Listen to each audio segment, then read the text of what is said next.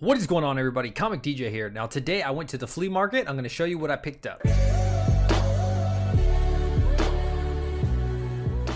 Now, I do want to start by saying I didn't find any key issues or anything like that. I went to the Belton flea market. It is so hot outside. I went out there probably 9:30, 10. By the time I left, it was noon. It was like 103 or something here in Texas. I was like, okay, forget this, man. I mean, I was sweating bullets. I didn't see any comic books at first. I was getting pretty discouraged. You know, sometimes you find a lot of comics, sometimes you don't. Then at the last second, I saw a lady with like 10 comics. I was like, oh, okay, cool. So she wanted $2 for this one, and this isn't the only comic I got. She wanted $2 for this one. Honestly, it was the only person selling comics, so I didn't really care. I do collect Amazing Spider-Man. This is Amazing Spider-Man 358. It's a decent condition. It's obviously not the best, but I don't care for $2. You guys know me. I love to collect all the all the Amazing Spider-Mans.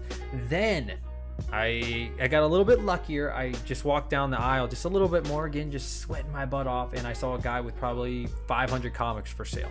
So of course I look around, and I don't want to show too much interest. I asked the guy, I was like, how much for these comics? I like to ask before I go, so if I find a great one and they know about comics, they're not going to be like, oh wait, that one's more expensive, right?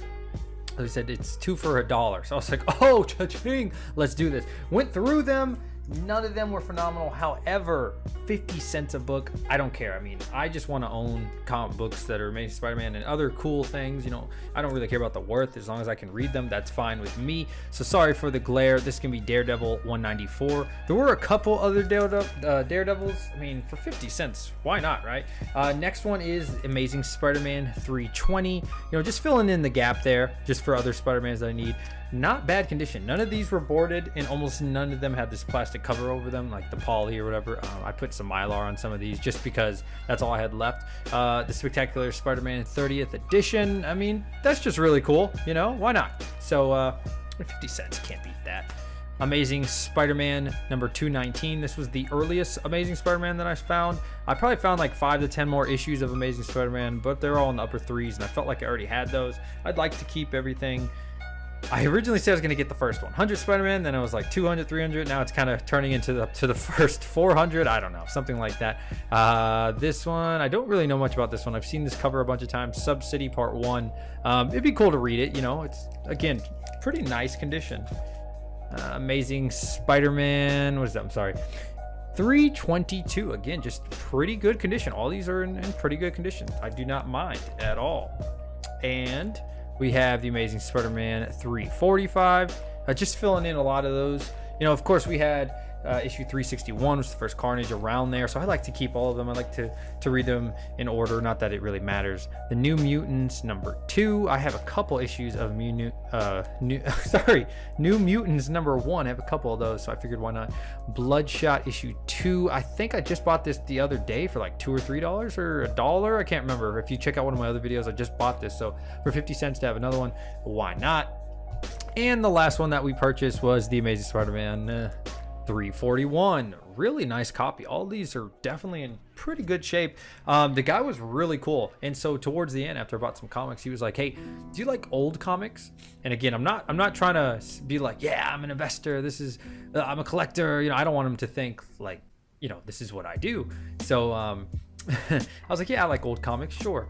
And he's like, yeah, my buddy has a lot of old comics. You always hear about this, right? Everybody thinks the old comics are worth so much. He's like, some of them have 10 cents on them, 15 cents. I have a few with 5 cents. So in my mind, I'm thinking, oh man, this guy, he wants crazy money, right? He wants $500, $100. He said $3 a comic. I was like, so you're telling me you have comic books that have 10 cents on them and 5 cents? He's like, yeah, my friend does. And I was like, yeah. And he's like, he doesn't know anything about comics. I don't either. He's like, we just want $3 each. He's like, do you want to look at them? And if you like them, you can buy them. And I was like, absolutely, right? But I didn't say that. I was like, yeah, sure. When are you coming? He said, next weekend. I said, I will be okay. I'll be sure to come here. Just in the super small chance that we find something decent, I would love to get some very old comics for $3 each. Now, if they're worth more, I'm just gonna throw them some extra money. I'm not gonna give them anything crazy. You know, if I find something worth like $50, I'll be like, you know, you can have 5, 10 for this one.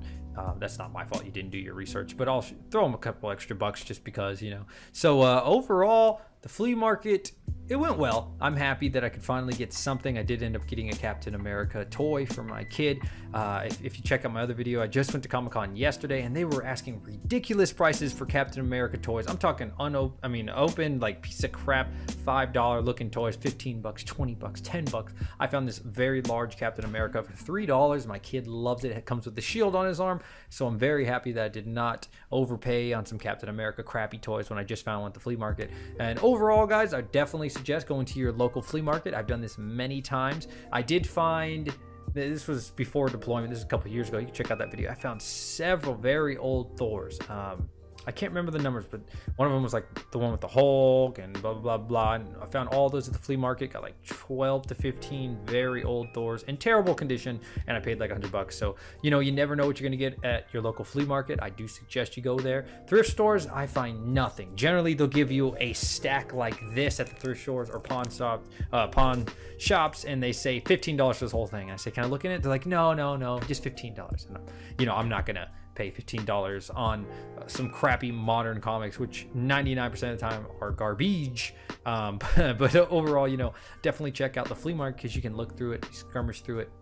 You know, you'll get a lot of people that want you to buy all their comic books, which is, you know, it's not the worst thing in the world, but I have no intention of buying 1,000 comic books that are all crap. I get that all the time, not at this particular dealer. This guy was really cool. He just let me look through his stuff. He left me alone. He basically just to make sure I wasn't stealing shit. But other than that, I mean, he was super cool, super nice guy. And a lot of the other places, I'll be looking through them and, hey, you want to buy the whole bin?